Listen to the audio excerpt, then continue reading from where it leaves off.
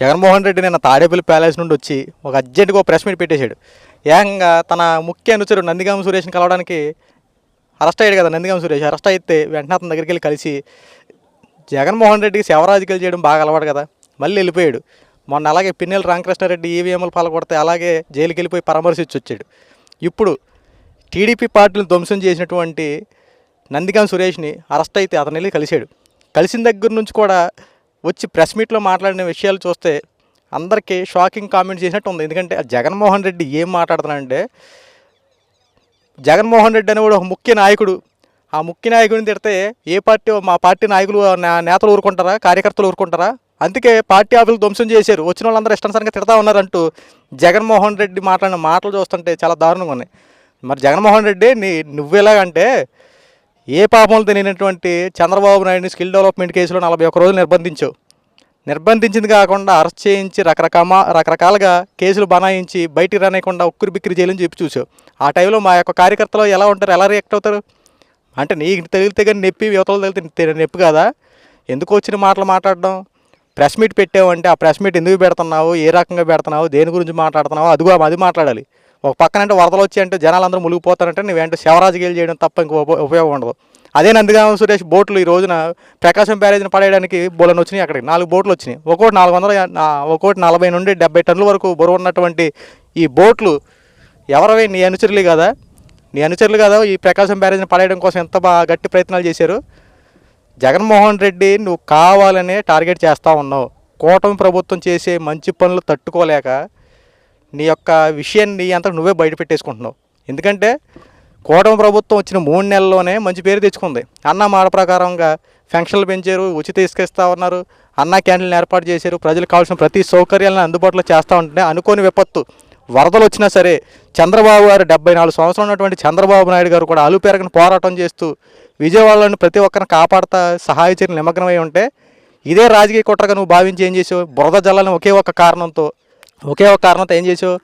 ఆ ప్రకాశం బ్యారేజ్ని కనుక కూల్చేస్తే అనేక మంది చచ్చిపోతారు, దీన్ని ప్రభుత్వం మీద నెట్టేయవచ్చు, ఇదే రైట్ అన్నట్టు చాలా ప్రయత్నాలు చేసావు. కానీ నీ యొక్క అవిధేయత మొత్తం బయటపడిపోయింది. నువ్వు చేయాల్సినటువంటి గూడుపుటనంత బయటపడిపోయింది. చంద్రబాబు అనుభవంతో నువ్వు ఎందుకు పనికిరాని వల్ల తేలిపోయింది. చంద్రబాబు గారు చేసిన పనుల వల్ల ఈ రోజున విజయవాడ మళ్ళీ కోలుకోగలిగింది. ఎందుకు వచ్చింది? ప్రెస్ మీట్లు పెడతావు, ఏం మాట్లాడాలి, ఏం చేయాలో చేతగానట్టు మాట్లాడతావు. ఎందుకు? నీ యొక్క అనుచరులు కలవడం ఏంటి? ఎవరైతే పార్టీని ఇప్పుడు నీకున్న ఒక గోల్ ఏంటి తెలుసా? టీడీపీ ప్రభుత్వాన్ని ఎవడైతే తిడతాడో, టీడీపీ ప్రభుత్వం ఎవడైతే టార్గెట్ చేసి ఇష్టానుసారంగా బండ బూతులు తిడతాడో వాళ్ళని మాత్రం నెత్తినెక్కించుకుంటాం. నందిగామ సురేష్ కూడా వెనమాల 2-3 చంపిన దాఖలాలు, అలాగే టీడీపీ ఆఫీసులను ధ్వంసం చేసినటువంటి విధానాలు చాలా ఉన్నాయి. కాబట్టి ఏం చేశాడు? ఇప్పుడు నువ్వు వెళ్ళి మళ్ళీ కలవడానికి వెళ్ళు. పిన్నెల రామకృష్ణారెడ్డి కూడా ఈవీఎంలు ధ్వంసం చేస్తే ఏదో పెద్ద వరల్డ్ కప్ గెలిచినట్టు వెళ్ళి మళ్ళీ అక్కడికి వెళ్ళి అతను కలిసి వచ్చావు. ఎందుకు వచ్చింది? ఈ రోజున మళ్ళీ మైకుల దగ్గరికి వచ్చి మాట్లాడుతూ ఉన్నావు. మా పార్టీ వాళ్ళ యొక్క కార్యకర్తలందరూ అరెస్ట్ చేస్తూ ఉన్నారు, మా పార్టీ వాళ్ళందరినీ ఇష్టానుసారంగా తప్పుడు కేసుల్లో బనాయిస్తారని చెప్పి అన్నారు. తప్పుడు కేసు కాబట్టే అరెస్ట్ అయ్యాడు. నువ్వు చేసి మీ పార్టీ ఆఫీసులు ధ్వంసం చేయబట్టే కదా ఇప్పుడు ఈ రోజున అరెస్ట్ అయ్యాడు. మళ్ళీ దీని గురించి ఎందుకు మళ్ళీ సోది అని చెప్పడం? అంటే నీకు మాత్రం తగిలితే నొప్పి, అవతలు తగిలితే నొప్పి కదా. ఎందుకు వచ్చిన మాటలు మాట్లాడడం? వాస్తవాలు ప్రజలందరికీ తెలుసు. ఆ నందిగామ సురేష్ అన్నవాడు ఎంత దారుణమైన మనిషో, ఎన్ని భూ కబ్జాలు చేశాడో, ఎంతమందిని ఇబ్బంది పెట్టాడో, పార్టీ ఆఫీసులు ఎంత ధ్వంసం చేశాడో ప్రతి ఒక్కరు తెలుసు. అందుకు తగ్గ శిక్ష అనుభవిస్తున్నాడు. మళ్ళీ నువ్వు కలిసి అతనిలో నీకు పాలు భాగస్తున్నావు అని తెలుసుకోవడం కోసమే నువ్వు వెళ్ళి ఇప్పుడు కలిసినోడు ఏం చేయాలి? పరిస్థితిని బట్టి ఇలా జరిగింది ఇలా అని చెప్పాలి తప్ప కావాలి ఎందుకు అరెస్ట్ చేయాల్సిన అంత అవసరం ఏంటి? తప్పు చేసినోడిని చట్టపరంగా శిక్ష ఇచ్చారు అంతే. పార్టీ ఆఫీసులు ధ్వంసం చేస్తూ ఊరుకుంటారనుకున్నారేంటి? ఇష్టానుసారంగా కొట్టేసి అన్నీ చేస్తూ ఊరుకుంటారా? మళ్ళీ ప్రెస్ మీట్లు పెడతావు. ప్రెస్ మీట్లు పెట్టేసి నన్ను అలాగన్నాడు, ఈడెలాగన్నాడు, ఎలా చేశాడు, మా వాళ్ళందరూ అరెస్ట్ చేస్తున్నారు, మా వాళ్ళు కోపం రాదా, పార్టీ ఆఫీస్ మీద రాయిలు వేసారు, అవి వేసారంటే యువతలో మనుషులు కదా, యువతల పార్టీలు లేవా, యువతల మనుషులు కాదా? చంద్రబాబుని తిడతా మేము ఊరుకుంటాం, గాజులు ఏమైనా వేసుకుని కూర్చొని అనుకున్నాను. జగన్మోహన్ రెడ్డి నోరు ఉందంటే కనుక మాకు నోరులు పనిచేస్తాయి. నువ్వు సరిగ్గా మాట్లాడతావు, మేము సరిగ్గా మాట్లాడతాం. నువ్వు వ్యక్తిగత దోషణలకు దిగితే మేము వ్యక్తిగత దోషణలు దిగుతాం. నువ్వు పార్టీని ఉద్దేశించి ఇష్టానుసారంగా ఇబ్బంది పెడితే మేము కూడా చాలా వరకు వెళ్ళగలుగుతాం.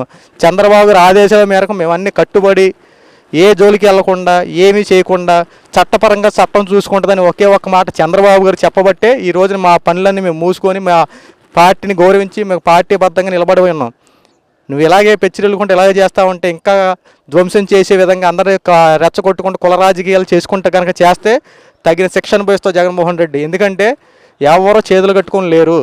మీ యొక్క ప్రభుత్వంలో పార్టీని ఎంత ఇబ్బంది పెట్టారో, ఎన్ని రకాలుగా ఇబ్బంది చేశారో, ఎంతమందిని అరెస్టులు చేయించారో, పార్టీ కార్యకర్తను తెలిస్తే వాడిని ఎంత దారుణంగా చూశారో ప్రతి ఒక్కరికి ప్రజలకు తెలుసు. మేము కనుక అటువంటి కనుక పనులు మేము ప్రారంభిస్తే నువ్వు ఇంకా ఈ రోజున ఈ ప్రెస్ మీట్ కాదు కదా, ఈ ఇంట్లోంచి బయటకు కూడా రావు.